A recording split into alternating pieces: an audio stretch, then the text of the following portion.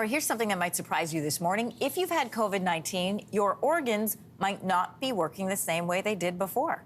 New research has shown that after infection, some people lost 3 to 4% of their kidney function. That's the equivalent of aging 3 to 4 years. It's a discovery that has scientists looking at the virus's effect on other organs. Joining us now is the director of Clinical Epidemiology Center at Washington University in St. Louis, Dr. Zayed Al-Ali. Welcome to Your Morning. Well, thank you for having me. It's a shocking statement to hear, so I'm hoping that you can break this down for us a little bit. What effect did multiple COVID infections have on organs, or could they have?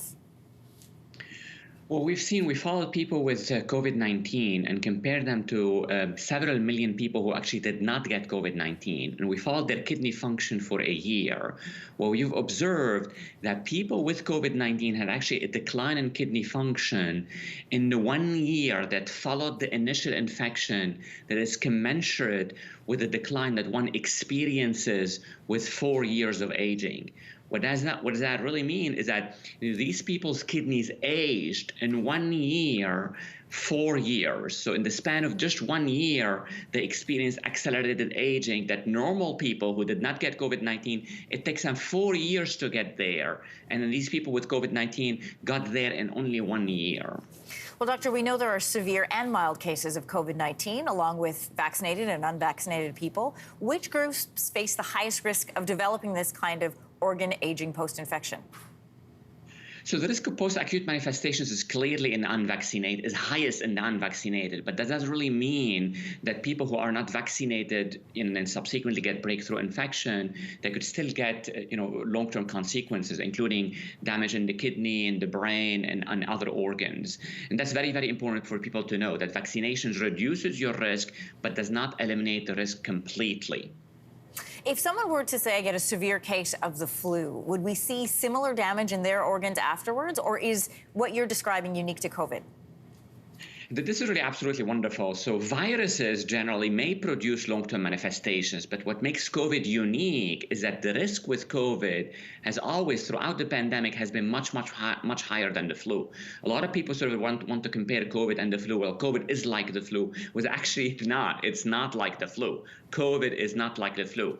COVID, throughout this pandemic, whenever we measured it, and every time we measured it, the risk of long-term complications was higher in people with COVID-19 than people who had seasonal influenza. And the second distinction is really the breadth of organ dysfunction that can happen in people with COVID-19 versus seasonal influenza. And third distinction is really simply the scale of it. There's tons more people with COVID-19 now than people with seasonal influenza. So in terms of also public health implications, COVID is a much serious foe. Is it exponential? We are running into people now who have had COVID 2 or even 3 times. Is that damage that you've described exponential?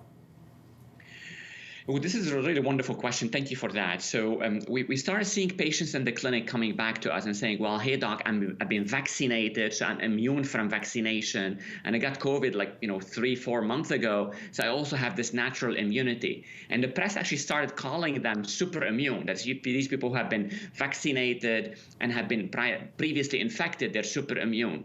So we asked the question, and they had these patients had sort of this air of invincibility about them, that they're invincible because they've been vaccinated and had previously been infected.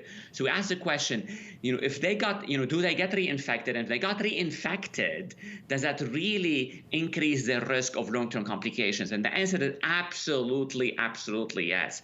So it's absolutely worth it coming into this winter to try your best to reduce your chance of getting that second infection.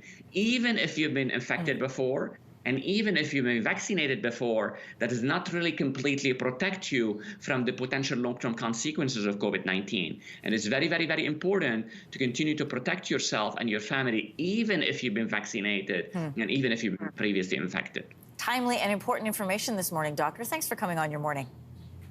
Wonderful. Thank you for having me. Hey, thanks for watching. If you liked this, be sure to subscribe here, or you can check out more Your Morning videos right here.